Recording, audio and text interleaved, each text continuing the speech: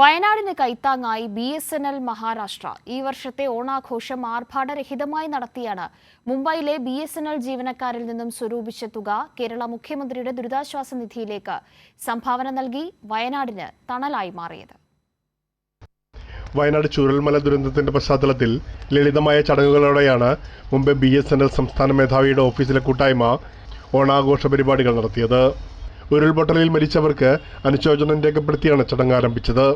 തുടർന്ന് BSNL മഹാരാഷ്ട്ര സംസ്ഥാന മേധാവി ഹരീന്ദ്രകുമാർ അത്തപ്പൂക്കളത്തിൽ നിലവിളക്ക് കൊളുത്തി ഓണാഘോഷ പരിപാടികൾക്ക് തുടക്കമിട്ടു.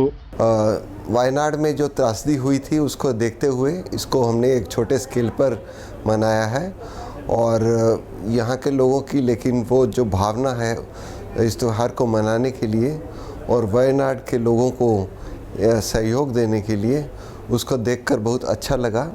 എല്ലാ വർഷവും വിപുലമായ ചടങ്ങുകളോടെയാണ് BSNL ജീവനക്കാരും ഓഫീസർമാരും ഓണാഘോഷം നടത്തി വന്നിരുന്നത്. ജീവനക്കാരിൽ നിന്നും സ്വരൂപിച്ച തുക കേരള മുഖ്യമന്ത്രിയുടെ ദുരിതാശ്വാസ നിധിയിലേക്ക് സംഭാവന നൽകിയാണ് BSNL മഹാരാഷ്ട്ര വയനാട് जनता തണലായി മാറിയത്. हर साल हम काफ़ी बड़े पैमाने में ओणम मनाते हैं, सेलिब्रेट करते हैं महाराष्ट्र सर्कल में, बट वायनाड के त्रासदी के वजह से इस साल हमने ये बड़े पैमाने में न मनाने का संकल्प किया था और जो भी पैसा इसमें बचने वाला था वो हम सभी जन CM റിലീഫ് ഫണ്ട് में देने वाले हैं. സാന്താക്രൂസ് BSNL സംസ്ഥാന മേധാവിയുടെ നേതൃത്വത്തിലാണ് ലളിതമായ ചടങ്ങുകളോടെ ഓണാഘോഷം നടത്തിയത്. BSNL മാനേജ്മെന്റും BSNL നോൺ എക്സിക്യൂട്ടീവ് ജീവനക്കാരുടെ അംഗീകൃത യൂണിയനായ BSNL എംപ്ലോയീസ് യൂണിയനും ചേർന്നതോടെ ഓണാഘോഷം ജീവകാരുണ്യ പ്രവർത്തനമായി മാറുകയായിരുന്നു. പ്രേംലാൽ, കൈലി ന്യൂസ്, മുംബൈ.